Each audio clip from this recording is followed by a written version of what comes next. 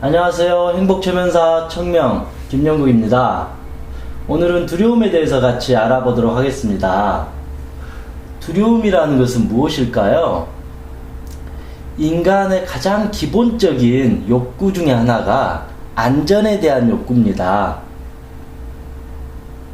외부의 위협으로부터 편안하게, 행복하게 생명을 유지하고 싶은데 그것이 이제 불가능하다고 여겼을 때, 불가능하다고 판단되었을 때 우리는 심한 공포, 두려움을 느끼게 되는 겁니다. 우리나라와 같은 경우에도 최근에 메르스 공포가 있잖아요. 메르스로 인해서 사랑하는 사람도 만나지도 못하고 밖에 나가지도 못하고 하루 종일 집 안에 숨어 있는 거죠. 전철 타는 것도 위험하고 버스 타는 것도 위험하고 어느 특정 지역을 간다라는 것은 두려움과 공포가 있기 때문에 아예 바깥을 나서지도 못하고 아니면 마스크를 쓰는 등 심리적으로 상당히 위축된 상태, 내 스스로 자유롭게 하지 못하고 어두운 방 안에 갇힌 상태, 마음이라는 감옥에 갇혀서 아무것도 하지 못하는 상태, 그걸 바로 두려움이라는 겁니다. 그렇게 보면 인간의 모든 문제는, 심리적인 문제는 다 두려움에서 시작된다. 두렵기 때문에 갇힌다는 거잖아요. 갇힌다는 것은 마음의 병이 되는 겁니다. 우울증, 불안증, 강박장애, 사회공포증, 공황장애, 이 모든 것은 마음에 두려움이 있기 때문에 이런 심리적인 질병 안에 갇히게 되면서 이 사회적으로 내가 자유롭지 못하고 행복하지 못하다, 이렇게 볼 수 있습니다. 그렇게 보면 이 두려움이라는 것은 기본적인 1차 심리적으로는 도망가고 싶어 해요. 인간은 그것이 무섭기 때문에 자꾸 회피하고 싶고 숨고 싶고 그것으로부터 떠나려고 해요. 그런다고 해서 그게 떠나지느냐 이거죠. 사람이 두렵다, 사람이 무섭다고 해서 사람을 만나지 않고 혼자 살 수가 없잖아요. 회사에서 발표를 하게 되는데 발표 두려움이 있다고 해서 회사를 그만둘 수도 없잖아요. 즉 두려움이라는 것은 우리는 쉽게 도망가지만 도망가는 대상이 아니라 여전히 극복의 대상이다. 그것을 극복하지 못하면 영원히 우리는 우물안 개구리처럼 작은 곳으로 갇히게 된다. 그럴 때 우리는 죽고 싶은 생각도 들고, 아, 인생은 참 불행하다, 살기 싫다, 난 왜 이러지, 이런 식으로 자기 절망에 빠지게 됩니다. 그럼 다음 장에서 좀 자세히 알아보도록 하겠습니다. 두려움이 여러분이 있다라는 것은 어찌됐든 여러분의 마음에 병이 있다라는 겁니다. 몸에도 병이 있으면 몸이 아프듯이 마음속에 두려움이 많은 사람은 그만큼 내 마음이 병들어 가고 있다라고 볼 수가 있습니다. 과거의 기억을 지우고 싶어요. 여러분도 지우고 싶은 기억들 있지 않나요? 어린 시절에 부모로부터 학대, 친구 간에 왕따를 당했다든지, 여성분들 같은 경우에 성추행을 당했다든지, 헤어진 여인 간에 애인과 헤어지고 나서의 어떤 상처, 죽고 싶은 충동, 그리고 친구를 만났는데 친구로부터 자존심 상한 말을 듣거나 주변 동료로부터 심한 모멸감을 당하는 등 이런 기억을 지우고 싶은 마음이 누구나 있어요. 그런데 이 과거의 어떤 지우고 싶은 기억이란 자체도 두려움이라는 거예요. 즉, 내 마음속, 내 심장에 있는, 나의 뇌에 있는 그 기억을 지운다라는 것은, 지우고 싶다란 마음은 이 두려움을 해결하지 못한 채 여전히 도망가고 싶다. 그런데 여전히 내 발목에는 아주 큰 족쇄가 채워져 있습니다. 처음에는 도망갈지 몰라도 어느 순간에는 그 족쇄 안에 갇혀서 영원히 빙빙 돌게 된다. 그래서 많은 이들이 자기의 과거의 기억을 지우려고 하고 기억을 떠오르지 않도록 자꾸 억압을 해요. 숨기려고 해요. 회피하려고 해요. 그러면 그럴수록 그 순간은 괜찮을지 몰라도 어느 순간 화산처럼 자꾸 폭발하게 된다라는 겁니다. 그게 심하게 표출되었을 때 우리는 우울증이나 불안증이나 어떤 심리적인 마음의 병에 걸렸다. 그래서 과거의 기억을 지우고 싶어하는 마음 자체는 건강하지 못하고 그로 인해서 두려움은 점점 더 커질 수밖에 없다라는 겁니다. 즉 우울증, 불안증, 발표불안, 사회공포증, 공황장애, 조울증, 이런 모든 심리 문제의 근원에는 불안이라는 게 있어요. 그 불안의 끝에는 역시 무섭다, 두렵다, 나 극복하지 못한다라는 심리적인 어떤 위축성이 있다라는 거죠. 이 메르스 공포를 대하는 우리의 마음처럼, 메르스라는 거는 우리가 당장 어떻게 컨트롤할 수는 없잖아요. 그와 반면 우리의 마음은 내가 주인이고 내가 근원이기 때문에 내가 이런 문제를 해결할 수 있는 게 당연한데, 우리는 왜 이 문제를 해결하지 못하느냐? 과거의 기억을 지우고 싶어요. 마치 내 일이 아니냐, 남의 일이냐. 그리고 나의 이런 모든 문제는 엄마 때문이야, 아빠 때문이야, 사회 때문이야, 너 때문이야, 당신 때문이야, 자식 때문이야, 누구누구 탓을 해버리니까 내가 주인으로서 그것을 해결하지 못한 채 여전히 도망가는 것과 같다. 그랬을 때 우리는 이런 심리적인 증상을 평생 안고 살아갈 수밖에 없다라는 겁니다. 진정 용기 있는 사람은 두려움이 없는 사람이 아니라 이런 두려움을 인정하고 앞으로 나아가는 사람을 말하는데, 우리는 자꾸 회피하기 때문에 이런 마음의 고통을 겪고 있는 것 같습니다. 즉, 부모에 대한 원망, 자신에 대한 실망, 자학, 자책, 자기 학대, 이런 부분이 또한 두려움과 연결된다라는 것입니다. 제일 중요한 것은 우리 자신에 대한 용서, 우리가 누군가를 미워한다라는 것도 또 하나는 그 안에 두려움이 숨겨져 있어요. 내가 용기 있게 그 사람을 용서해주면 되는데 용서하기 싫다. 그거는 내 마음이 여전히 두렵다. 너에게 복수함으로써 내가 구출해진다라는, 내가 행복해진다라는 이런 잘못된 논리를 갖고 있습니다. 내가 두려움이 없이 마음이 항상 평온하고 즐겁다라면 과거의 기억을 놓아줄 수 있고, 나를 낳아준 부모지만 나에게 상처를 줬다 할지라도 그분을 용서해 줄 수 있고, 자기 자신을 결코 학대하지 않습니다. 자기를 사랑한 사람은 자신을 두려워하지 않고 자기를 미워하지 않고 있는 그대로의 자신을 사랑하게 해준다. 그러면 우리 안에 있는 내면 아기는 항상 편안하게 쉴 수가 있다는 것입니다. 무책임, 제발 나를 도와주세요. 우리 인생의, 내 마음의, 내 몸의 주인은 바로 누구일까요? 다 알 겁니다. 바로 내 자신이라는 것을. 미국의 유명한 정신과 의사가 이런 말을 했어요. 인간의 모든 마음의 병의 근원은 바로 무책임이다. 책임지지 않으려는 것은 두려움이에요. 이해되시나요? 누군가가 얘가 큰 잘못을 저질렀어요. 그러면 책임을 지려고 하면, 선생님 제가 죄를 지었습니다.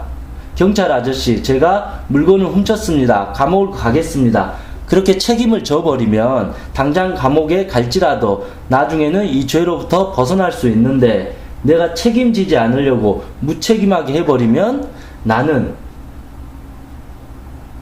영원히 그 문제를 해결하지 못하게 돼요. 그러면 죄의식이 생겨요. 그러면 당연히 두려워져요. 내 자신이 미워지거든요. 그래서 내가 내 문제를 해결하지 못하니까 제발 나를 도와달라고 때로는 신에게 하소연을 해요. 신이시여 저 좀 살려주세요. 저를 이 죄에서 벗어나게 해주세요 라고 말들을 하게 돼요. 근데 중요한 거는 내가 죄를 저질렀는데 내가 그 죄에 대한 대가를 받지 않고 해결하려는 것 자체가 아이들의 심리와 같다라는 거죠. 애기들은 자기가 잘못을 하면서도 잘못을 한지도 모르고 엄마가 다 해줄 것처럼 바라잖아요. 우리도 그처럼 내가 잘못한 거 있으면 내가 책임을 져야 되는데, 아기가 엄마한테 그렇게 하듯이 우리는 신이 아니면 또 다른 누군가가 그를 다 대신 해주기를 바란다는 것 자체가 우리 자신을 자꾸 약하게 만든다라는 겁니다. 그런 약한 상태에서 세상을 살아가기 때문에 두려움은 점점 커져요. 겁이 점점 많아져요. 그러니까 자기 스스로가 약해질 수밖에 없다. 약하니까 내 몸을 지키지 못하니까 몸에 병이 걸리고, 마음을 지키지 못하니까 마음에 병이 걸리고, 나의 영혼을 아껴주지 못하니까 영혼이 점점 상처를 받게 된다는 겁니다. 생각이 만들어내는 병입니다. 이 두려움이라는 것은 사실 실제하지 않아요. 두려움은 특정 존재라기보다는 그거를 바라보는 우리의 마음이라는 거죠. 어떤 사람에 대한 공포증 있는 사람은 길거리를 지나가면 누군가가 자기를 째려본다 그러고 비난한다 그러고 나를 자꾸 욕한다라는 그런 환상, 그런 망상에 젖어 있다고 볼 수 있어요. 그런데 실제로는 지나가는 사람이 나를 욕하거나 비난하지 않는 게 사실인데 그 사람은 왠지 그럴 거다. 저 사람이 나를 죽이려고 한다. 나를 미워한다. 나를 괴롭힐 것 같다. 나를 어떻게 할 것 같다라는 이 마음속의 두려움, 생각이 만들어낸 상상이 그 내면의 세계를 외부로 투사함으로써 마치 세상 모든 사람들이 나를 미워한다라는 그런 착각에 빠지게 된다라는 것입니다. 이미 부정적인 자기 최면에 걸려버리는 거죠. 그래서 이 두려움이라는 거는 실제 존재하지 않는데 실제처럼 존재한다라고 착각을 한다라는 겁니다. 예를 들면 귀신, 여러분 귀신 눈으로 본 적 있나요? 아니면 모든 사람이 귀신을 보나요? 그런 것도 아니잖아요. 실제로 귀신이라는 존재를 우리가 만질 수도 없는데 어떤 사람은 귀신이 있다라고 하면서 매일 무서워해요. 저녁에 어디를 지나가기만 해도 귀신이 나를 죽이려고 한다, 따라다닌다.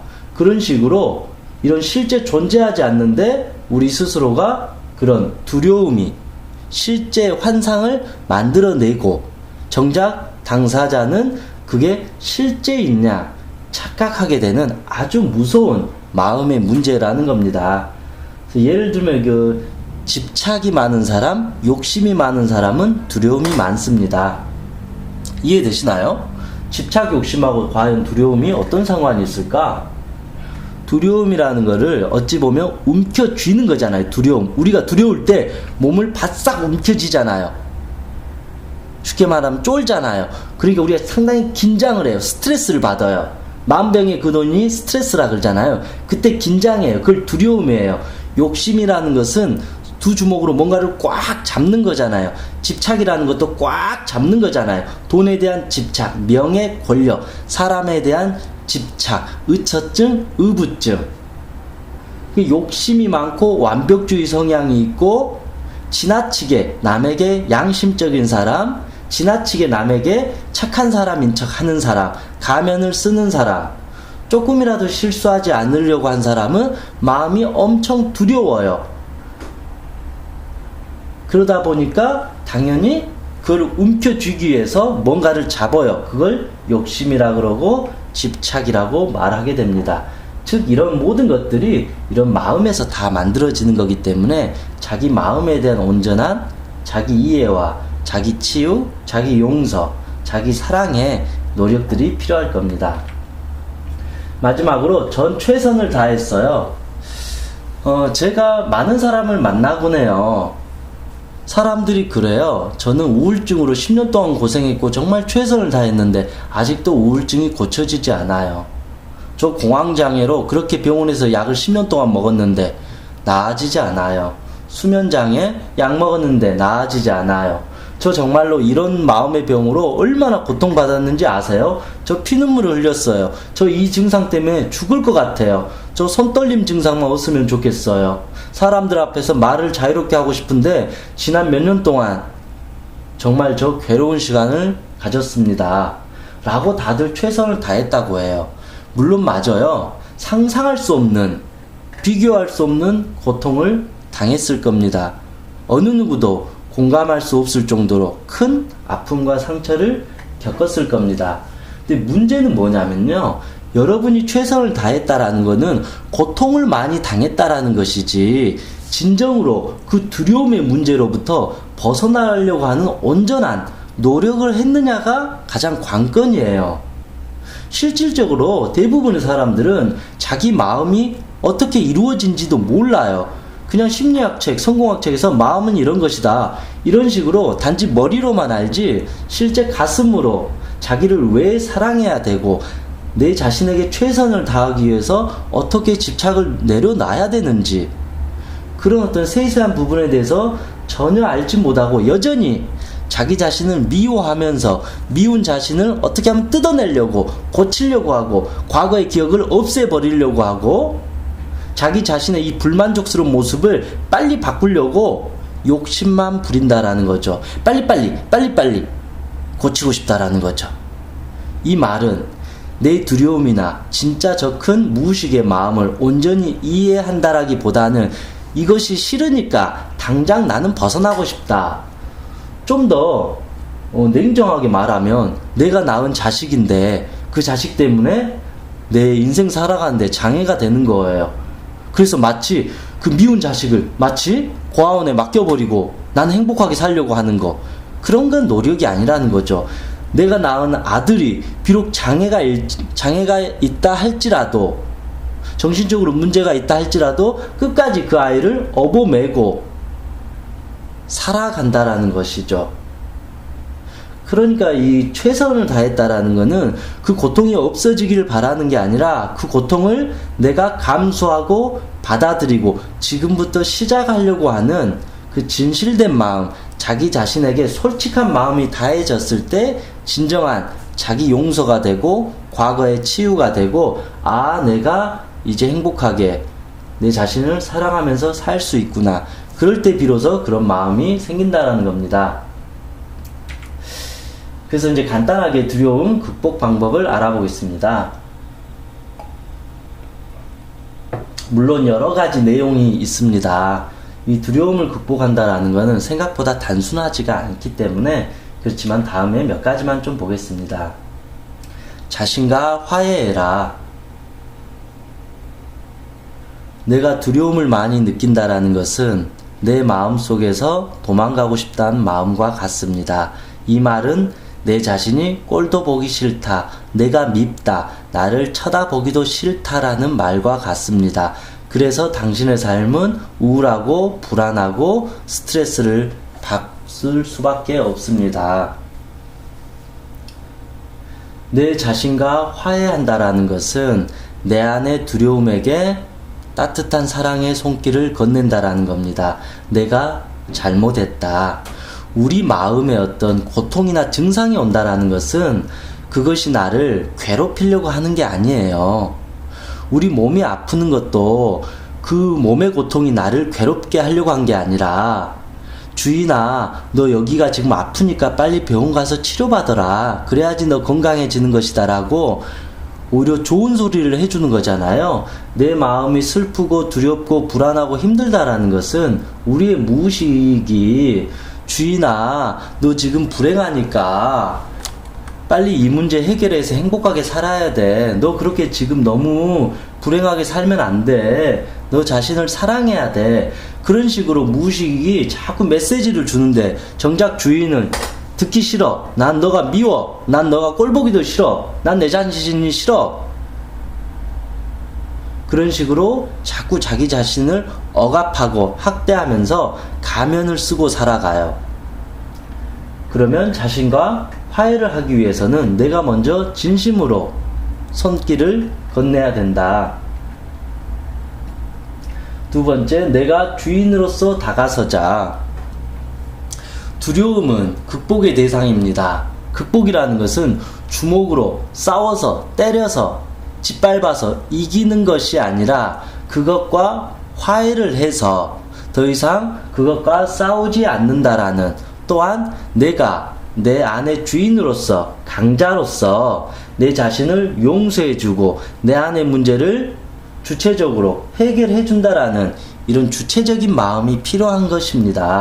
근데 우리는 스스로의 문제를 해결하기는커녕 오히려 스스로를 억누르고, 그리고 스스로 해결을 안 하고 자꾸 누군가에 대한 원망과 분노만 일삼고, 아니면 어떤 대단한 누군가가, 기적의 약이 나를 치료해 주기를 바라는 것 자체가 이미 해결할 수 없는 고리가 되어버린다는 겁니다. 내 마음의 주인이 나라면 내가 죽이 되든 밥이 되든 내가 그 문제를 해결해 줘야 된다. 내 동생이 깡패들에게 두드려 맞고 있어요. 그래요. 나는 힘이 없다고 생각할 수 있어요. 무서워요. 그렇다고 해서 내 동생이 두드려 맞고 있는데 가만히 놔둘까요? 아니에요. 어떻게 해서라도 그 깡패를 몰아내야 돼요. 그것이 바로 내가 내 자신에게 할 수 있는 최선의 사랑이고, 그리고 내 안의 마음이라는 거는 어린 아기가 형 살려줘, 누나 살려줘, 언니 살려줘, 엄마 살려줘라고 나에게 간곡하게 외치고 있는데 정작 나는 그 소리를 듣지 않고 그 아이를 지하실 어두운 곳에 가두어 버리고 밖에 나가버리면 어떠한 것도 해결되지 못한다라는 것입니다. 내 안의 모든 상처는, 그 상처의 메시지는 나에게 나 좀 살려줘라는 메시지를 담고 있습니다. 그런데 나는 진정 그 메시지를 들어본 적이 있는지, 그걸 들어보지 못했다라면은 더 이상 대화가 어렵다라는 것입니다. 많은 사람들이 자기를 치료하기 위해서 상담도 받고 명상도 하고 기도도 하고 여러 가지 노력을 하는데, 내가 주인으로서 그 소리를 듣지 못하고 욕심을 부려가면서 당장 이 문제를 극복하려고 어거지 노력을 하다가는 내가 주인으로서 그 하인을 사랑해 주는 것이 아니라 자꾸 핍박하는 결과만 될 수밖에 없습니다. 매일 자기 사랑으로 대화를 하자. 자신을 사랑한다라는 것은 있는 그대로의 내 모습을 존중해 주는 것입니다. 자식을 사랑한다라는 것은 자식이 공부를 못해도 있는 그대로 그 아이의 삶을 존중해 주고 예뻐해 주는 것입니다. 우리가 생각하는 자기 사랑은 자꾸 좋은 모습을 만들어야만이 넌 사랑스러운 존재다. 공부를 잘하면 역시 넌 사랑스러운 존재다. 공부 못하면 이 바보 멍청이야. 내가 조금 잘하면 그래 잘했다 그러고, 못하면 넌 왜 그거밖에 못해. 그건 자기 사랑이 아니라 결국은 자기 학대입니다. 진정한 자기 사랑은 내 상황이 최악의 상황으로 몰렸을 때 괜찮아, 그럴 수 있어, 우리 다시 가자라고 진짜 그런 넓은 마음으로 다가서는 것을 말합니다. 그런데 우리는 자꾸 내가 어떤 힘겨운 상황, 그리고 조금 기분 나쁜 일이 있을 때 자신을 비난하고 비호하는 경우가 참 많습니다. 그래서 매일매일 10분이라도 내 자신에게 눈을 감고 누구누구야 사랑한다. 난 너를 믿는다. 내가 항상 너를 도와줄게. 우리 함께 가자. 어떤 어려움이 있더라도 두 번 다시 너의 손을 놓지 않을게라고 진심으로 말해주며 우리의 무의식이 정말 기분 좋아할 겁니다. 고마워. 나도 너를 도와줄 테니까 우리 더 행복하게 살아가자. 그럴 때 이 두려움의 끈은 끊어져 버린다. 도망가지 말고 그래서 당당히 이제 맞서 가야 될 것입니다. 두려움은 귀신과 같아요. 저도 이 두려움이 참 많은 사람이었거든요. 물론 지금도 두려움은 당연히 있고요. 근데 제가 이제 두려움이 많을 때는 저는 이 두려움을 괴물이라고 명명을 했어요. 정말 어떻게 하면 칼로 찔러서 죽일 수라도 있다라면 이 두려움을 극복할 수 있는데, 이거는 보이지도 않는 괴물이기 때문에 제가 해본 발언은 백전백패였습니다. 그래서 이 두려움으로부터 도망가서는 영원히 해결되지 않는다. 두려움과 당당히 맞서야 된다. 내 안에 안 좋은 감정이나 기억이나 이런 모든 것들을 내가 그대로 받아들이고 가야만이 더 이상 이 두려움이 나를 혼란 속에 빠뜨리지 않게 됩니다. 마음 공부, 기도, 명상, 자기 최면, 내 자신에게 맞는 마음 수행법을 한 가지씩은 꼭 하시는 게 좋습니다. 어차피 우리가 아무리 살다 보면 힘든 일도 있고 괴로운 일도 있고 죽고 싶은 순간이 한두 번은 꼭 찾아오게 됩니다. 그래서 자기 마음을 다스린다라는 것은 우리가 살아감에 있어서 가장 중요한 것 같아요. 근데 한 가지 문제는 많은 사람들이 이런 노력을 하는데 실제로 변화가 없는 경우가 많아요. 이렇게 하면 좋아지겠다라고는 머리로는 하는데 실질적인 변화가 없다. 이건 왜 그럴까? 이 부분을 저도 오랫동안 고민을 해봤는데 여러 가지 원인이 있어요. 여러 가지 원인이 있지만 그 중에 한 가지는 두려움을 온전하게 이해하고 해결하려고 한 게 아니라 그냥 단지 나는 할 수 있다. 그냥 긍정의 어떤 암시를 통해서 해결하려고 하는 거예요. 예를 들면 하나님, 부처님, 저 행복하게 해주세요. 이런 식으로.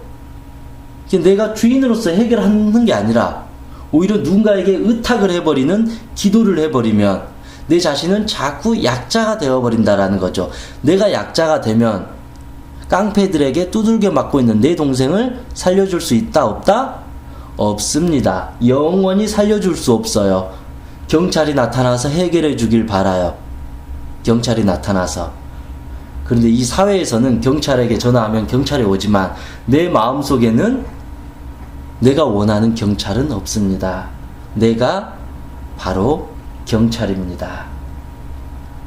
자기 최면도 그런 거죠. 자기 최면에서 제일 중요한 거는 자기 반성, 자기 사랑인데 우리는 자꾸 자기 자신을 숨기면서 마인드 컨트롤 하려고 하고 이미지 트레이닝만 하려고 그래요. 있는 그대로 인정하기보다는 자꾸 좋은 자기의 모습을 인위적으로 조작적으로 만들려고 하니까 아무리 노력해도 되지 않는다.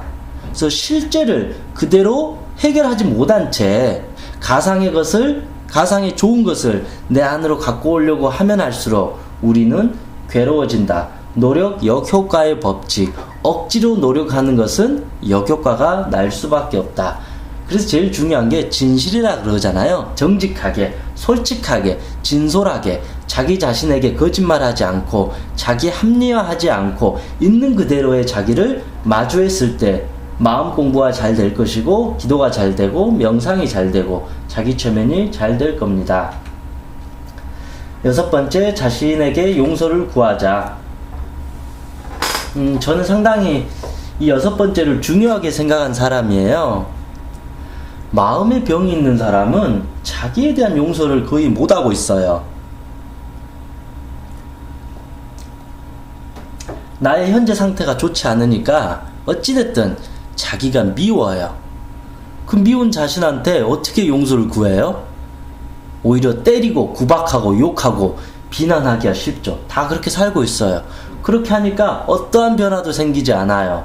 울고 있는 아이 아무리 때려봐요. 그 아이가 편안해지는지.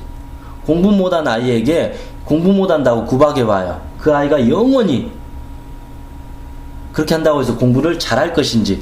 그렇게 하면 할수록 그 아이는 바보 멍청이가 돼서 정신이 이상해질 겁니다. 그러면 이렇게 해야죠. 아들아, 정말 미안하다. 엄마가 무릎 꿇고 빌게. 그동안 너에게 공부 못했다고 해서 비난하고 화내고 너를 무시한 거 정말 미안하다. 이제라도 나를 용서해 주라. 아들아, 네가 원하는 인생을 살 수 있도록 내가 도와줄게. 라고 용서를 구하면 그 아들이 뭐라 그러겠어요? 엄마, 그래 나도 열심히 하려고 했는데 안 됐어. 엄마가 그렇게 하니까 난 이제 마음이 좀 풀어지는 것 같아. 나도 엄마 다시 한번 힘내서 열심히 한번 공부해 볼게. 엄마, 나 좀 믿어줘. 나도 열심히 해보고 싶어. 그래 아들아, 다행이다. 네가 이제라도 용서해줘서 이제 너를 미워하고 그러지 않을게. 더 앞으로 사랑해주고 내가 많이 도와줄게. 그러면 아들이 엄마 고마워. 나도 열심히 살아서 공부도 열심히 해서 좋은 대학도 가고 성공할게. 그리고 엄마한테 효자가 되도록 노력할게. 이런 식으로 했을 때 그 깨진 엄마와 아들 사이 관계가 회복이 돼요. 이처럼 내 자신과의 어떤 관계도 회복하기 위해서 첫 번째는 지금부터 잘하자, 지금부터 공부 잘해, 그런 게 아니라 그동안 내가 내 자신에게 10년 동안 우울하게 만들고 너를 미워하고 너를 학대하고 사랑해주지 못한 거에 대해서 진정한 반성, 참회, 눈물을 흘리고 매일매일 용서를 구하자. 그러면 그 아이가 그동안 받았던 두려움이 조금씩 씻겨져 내려가면서 아이는 엄마가 더 이상 무섭지 않아요. 그러면 나도 그 아이에게 화낼 것도 없고 아이가 편안해지니까 행복하게 살아갈 수 있는 첫 시작이 된다라는 것입니다. 그 느낌이 찾아왔을 때 비로소 마음 공부나 기도나 명상이나 자기 최면 같은 것들이 훨씬 잘 된다라는 거죠. 이 2단계에서 우리가 사실은 수행을 해야 된다고 저는 생각을 해요. 근데 기본적으로 자기 자신에 대한 용서나 반성조차 안 된 사람이 수행을 하고 뭔가를 한다라는 것은 오히려 더 인위적인 거예요. 예를 들면 그런 거죠. 10년 동안 아들을 구박한 엄마가 야, 이제부터 너 구박 안 할 테니까 네 인생 네 맘대로 살아. 그러면서 나 이제 끝났어. 네 앞으로 잘해. 엄마가 이제부터 간섭 안 할게. 이런 식으로 말해버리면 아이는 더 화가 난다라는 것이죠. 이처럼 자기 자신에게 용서를 구하는 것은 아주 중요하다. 이 부분만 온전히 이해하게 되면 내면의 상처나 아픔이나 고통이나 기억이나 이 트라우마나 이런 모든 것들이 서서히 눈물과 함께 사라지게 됩니다. 그때부터 우리는 자기 자신과 화해할 수가 있고 주인으로서 다가설 수 있고 자기 사랑이 어떤 건지 실제 알 수 있어요. 그때부터 또 우리는 당당하게 내 자식에게 손을 건네고 같이 갈 수 있다라고 볼 수 있습니다. 시험 이 6가지 어떤 내용대로 하게 된다라면 우리의 두려움은 조금이나마 사라지게 될 것입니다. 그래서 어떤 일이 있더라도 자꾸 도망가기보다는 지금 당장 그 원인을 찾고 해결할 수 있도록 긍정적인 마음을 갖는 것이 참 중요합니다. 도망가면 갈수록 영원히 나는 내 마음의 방에서 편안해지거나 행복해질 수 없다. 그 두려움의 쇠사슬은 내가 끊어야 된다. 그래서 내 자신을 좀 더 사랑해주고 존중해주고 아껴주는 그런 삶의 자세가 필요한 것 같습니다. 수고하셨습니다.